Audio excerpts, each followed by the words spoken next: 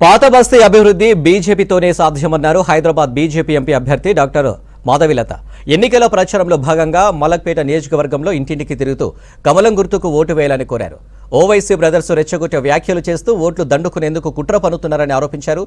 కులమతాలకు అతీతంగా ప్రజలు తనను ఆదరిస్తున్నారని, తప్పకుండా విజయం సాధిస్తానని ధీమా వ్యక్తం చేశారు మాధవిలత.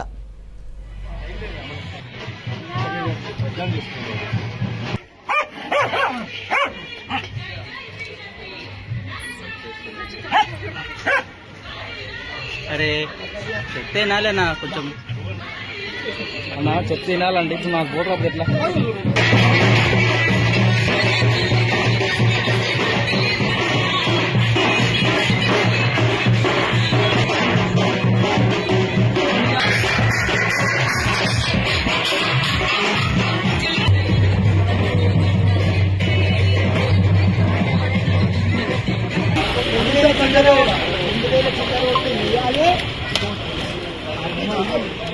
అయితే మనం 58-15 తెలంగాణ వచ్చినాక జీవోగా అప్లై చేసుకున్నాం. 59 కింద అప్లై చేసుకున్నప్పుడు మాకు ఒక్కొక్క ఇంటికి ఒక రేట్ ఇచ్చిరు.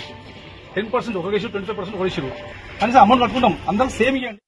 మన భారతదేశ పరంపర అంటే దేవాలయాలు గాని, సంగీతాలు గాని, నాట్యం గాని, రకరకాల కళలను గాని, దాని తర్వాత ఆర్థిక వ్యవస్థను బలోపేతం చేయడానికి ఏ విధంగా మౌలిక సదుపాయాలు అంటే ఇన్ఫ్రాస్ట్రక్చర్స్, ఫ్లైఓవర్స్ గానీ, మీకు రోడ్స్ గానీ, దాని తర్వాత సబ్వేస్, ట్రైన్స్ లాంటివి కానీ, ఇలాంటివన్నీ ప్రతి ఒక్కటి అంటే ఒక రాష్ట్రంతో కనెక్ట్ అవ్వడం చాలా ముఖ్యం.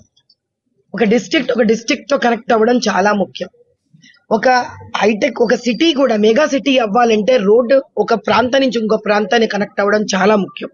ఇలాంటివి వయోవృద్ధులు అంటే మనకి చాలా ఆశ్చర్యకరమైన విషయం ఏమిటంటే మోదీ సర్కార్ రాకముందు ఎంతో మంది వయోవృద్ధులు పెన్షన్లు లేకుండా ఎన్నో బాధలతో పిల్లలు వదిలేసి వాళ్ళ జీవితాలు ఇబ్బందికరంగా పాలయ్యాయి. కానీ మోదీ గారి సర్కార్ వచ్చిన తర్వాత అలా కాకుండా 70 సంవత్సరాలు దాటిన వృద్ధులందరికీ ఆయుష్మాన్ భారత్ కింద కూడా వాళ్ళు చేర్చి ఉచిత ఆరోగ్య సౌకర్యాలను కల్పించడం అనేది చాలా ముఖ్యమైన విషయం.